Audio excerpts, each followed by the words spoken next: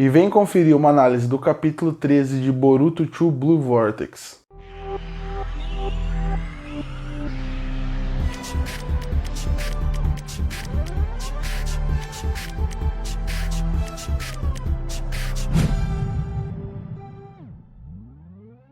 E o capítulo começa da mesma forma como o último terminou, com o Boruto no chão e o Ishiki falando que ele vai ter que dar uma retirada a partir dali.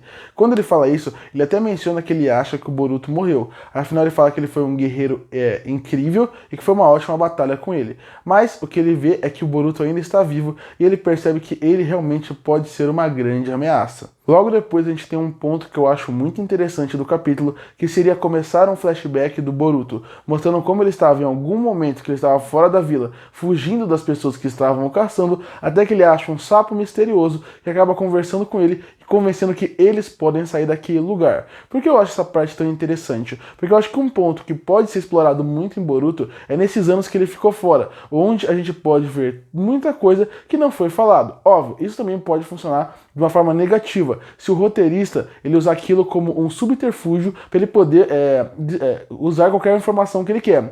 Pode virar um deus ex machina, como vira mais ou menos já nesse capítulo. Mas mesmo assim, eu acho muito legal ver essa fase do Naruto treinando, crescendo, evoluindo e tentando aprender com as suas adversidades. Então a ideia do flashback é muito boa. Agora tem que ver a execução a partir daqui. Mas esse começo é interessante e ele acaba caindo no esconderijo do Orochimaru, no País do Vento. E lá ele encontra o Kajin Koji. E eu não tenho como negar, eu fiquei muito empolgado quando eu vi ele. Porque eu pensei, agora ele vai se abrir pro Boruto. E se abrindo pro Boruto, ele vai falar mais sobre ele. E falando mais sobre ele, a gente vai finalmente conhecer e entender mais esse personagem, que visualmente é tão interessante, mas ainda não teve um espaço dentro da narrativa de Boruto para poder ser explorado. Bom, ele começa explicando o que aconteceu. Ele fala que ele é alguém que ele não que ele foi construído, que ele é alguém que tem uma inteligência própria, mas ele foi construído para parar o Ishiki. E a partir daí, ele também explica um pedido de desculpa pro Boruto porque ele atacou ele e quase matou ele. E a partir daí, ele vai começar a explicar por que é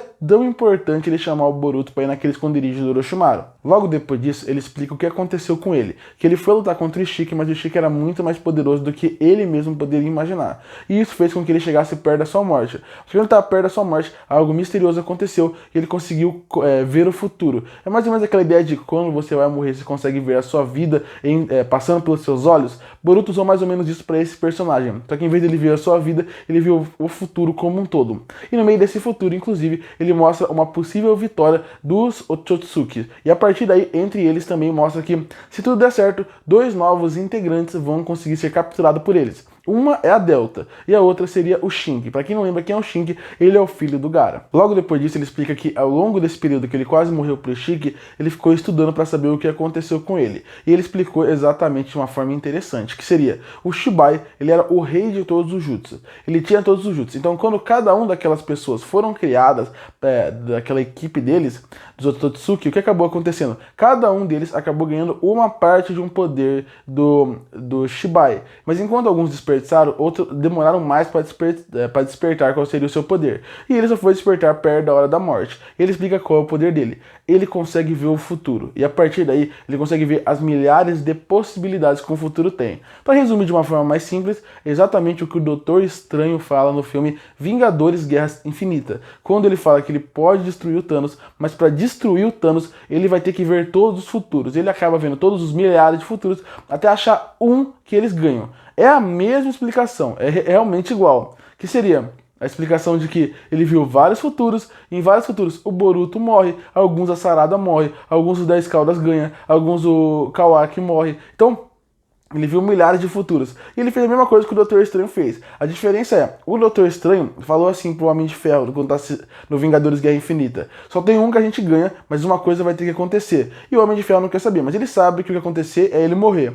E aqui o Koji faz a mesma coisa. Ele fala, só existe uma possibilidade de a gente ganhar essa batalha, e pra gente ganhar, seria você, Boruto, acabar morrendo no final. Então é até a mesma premissa. Se você for ver, o autor se inspirou bastante em Vingadores Guerra Civil para usar essa ideia de como existem 1000 possibilidades, só uma vai conseguir sair daquilo. Então isso é interessante até certo ponto. Logo depois, para fechar essa parte do flashback, a gente descobre uma coisa muito interessante, que é um bom recurso de roteiro para falar por que o Boruto está tão forte. Que seria, o Koji, ele acaba falando que, já que ele viu o futuro, ele consegue ensinar mais rápido o Boruto coisas que ele vai aprender pra frente. Ou seja, esse Rasengan que ele aprendeu que controla a Terra, ele ia aprender só que lá pra frente, no treinamento todo. Aqui, já que ele viu o futuro, ele sabe como ensinar e sabe ensinar jutsus mais pra frente. Isso é interessante. É um recurso que acaba quebrando um pouco o mangá, mas é interessante como usaram, porque eu nunca vi alguém usar dessa forma. Até porque o futuro é muito difícil de realmente prever. Então, a partir daí, se ele tá aprendendo, ensinando os jutsus mais rápidos pro Boruto, ele tá mudando de certa forma o futuro. Então, a partir daí mostra, pelo menos é uma desculpa de por que o Boruto ficou tão forte em 3 anos. O motivo é, ele aprendeu coisas no futuro que ele não iria aprender, mas o Koji conseguiu ensinar ele. Logo depois a gente volta pro presente, onde a Himawari acaba acordando e acaba usando o seu poder da Kyuubi para poder resgatar as pessoas em relação à cura. Ela cura primeiro a Sarada, e depois ela vai curar o Boruto. Na hora que ela vai curar o Boruto, falam que não é pra fazer isso, por causa que ele é um inimigo, prendem ele de uma forma onde ele não possa mais usar o jutsu, e aí acabam curando o personagem. E aí termina com uma grande revelação. A Delta, na verdade, é uma infiltrada, que tá lá realmente pra tentar enganar as pessoas, e a partir daí eles vão começar a executar o plano, e o capítulo se encerra. E eu achei que esse foi um capítulo que teve coisas muito boas e coisas muito ruins. Eu acho que o capítulo é muito expositivo, e eu não gosto muito de capítulos tão expositivos. Eu acho que é melhor de forma natural, entregando as coisas, do que explicar tudo, porque vira algo chato de se ler. Mesmo assim, eles entregam coisas interessantes. Gostei de como explicam e dão uma motivação melhor pro Boruto. Algumas pontas soltas eles conseguem amarrar de uma forma interessante aqui, isso eu gostei bastante. Eu não gostei muito de alguns recursos usando o futuro, porque eu acho que o autor visivelmente não sabe como usar o futuro. Eu também não gosto muito dessa ideia de, vamos falar um pouco sobre o futuro, sobre como mudar o futuro. Isso normalmente acaba atrapalhando a narrativa como um todo.